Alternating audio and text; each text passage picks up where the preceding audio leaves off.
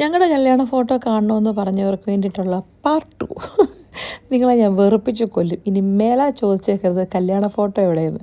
അന്ന് എടുത്തോണ്ട് ബാക്കിയും കൂടെ കാണിച്ചു. ശരിക്കും നമ്മുടെ കല്യാണ ആൽബംസേ നമ്മുടെ കല്യാണം കഴിഞ്ഞ് കുറേ വർഷം കഴിഞ്ഞ് കഴിയുമ്പോൾ എന്തൊരു കോമഡി അല്ലേ. ഇങ്ങോട്ട് നോക്കിയേ, ജസ്റ്റ് എൻ്റെ കഴുത്തിലോട്ട് താലിമാല ഇടുന്ന എല്ലാവരും ചിരിച്ചുകൊണ്ട് നിൽക്കുന്നത്. ഇവനെന്ത് തേങ്ങയാണ് കാണിക്കുന്നത് എന്നുള്ള അർത്ഥത്തിലാണെന്ന് തോന്നുന്നല്ലേ. എല്ലാവർക്കും ചിരി വരുന്നുണ്ട്. ഇപ്പം സത്യം പറഞ്ഞാൽ കോമഡി പോലെ തോന്നുന്നല്ലേ നമ്മുടെ കല്യാണം. നമ്മൾ ആ കല്യാണം കഴിഞ്ഞ കുറേ സമയത്ത് കാണുന്നതല്ലാതെ പിന്നെ ആരെങ്കിലും ആൽബോ നമ്മുടെ വീഡിയോ ഒക്കെ കാണാറുണ്ടോ? എന്തിനല്ലേ ഇത്രയും മണി വേസ്റ്റ് ചെയ്യുന്നത്? പിന്നെ ചിന്തിക്കും. തലേ മന്ത്രോട് ഇടുമ്പോൾ തന്നെ ജസ്റ്റിക്ക് ഒരു ചിരി, ഞാൻ വെട്ടിലായി ജസ്റ്റിയെ കണ്ടോ? ജസ്റ്റിക്ക് ഒരു ചിരി ഉണ്ട് കേട്ടോ. പാവ ഒരു പെങ്കൊച്ചിൻ്റെ ജീവിതം എന്നാ നോക്കുന്നത് കണ്ടോ?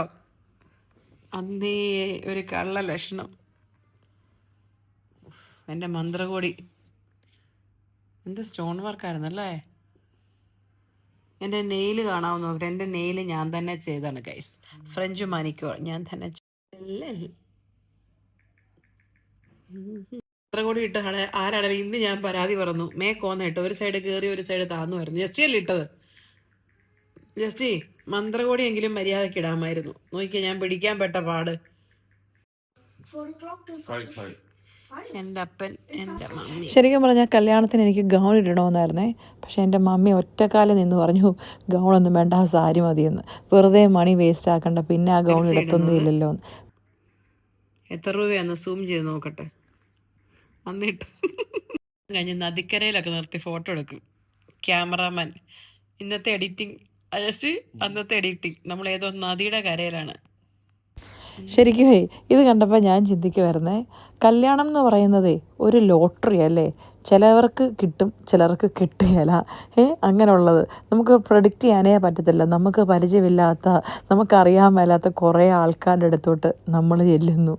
എൻ്റെ അമ്മേ, ഇപ്പോൾ ഓർക്കുമ്പോൾ സത്യം പറഞ്ഞാൽ പേടിയുണ്ട് കേട്ടോ. ചിലരുടേത് ശരിയാകും, ചിലരുടേത് ശരിയാകുകയില്ലെന്നൊക്കെ പറഞ്ഞ പോലെ കല്യാണം എന്ന് പറയുന്നത് അങ്ങനെ ഒരു നൂൽപ്പാലം അല്ലേ.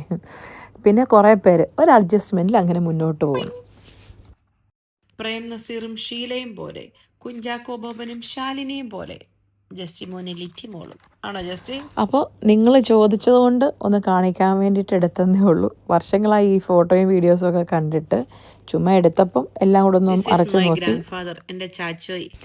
ഇപ്പം നിങ്ങൾക്ക് തോന്നുന്നു അല്ലേ, ചോദിക്കണ്ടായിരുന്നു കല്യാണ ഫോട്ടോ ഇടാവോ എന്ന്, അബദ്ധമായി പോയിന്ന്. വല്യപ്പച്ചനും ജസ്റ്റിയുടെ വല്യമ്മച്ചും കൂടെ ഭയങ്കര വാചോടിയോടിരുന്നു. ഇതാണ്ട് ചാച്ചോയും അമ്മയും കൂടെ. അപ്പോൾ ഇത്രേ ഉള്ളൂ ഞങ്ങളുടെ കല്യാണ ആൽബം. അപ്പോൾ ശരി, എന്നാൽ പോയിച്ചും വരാം.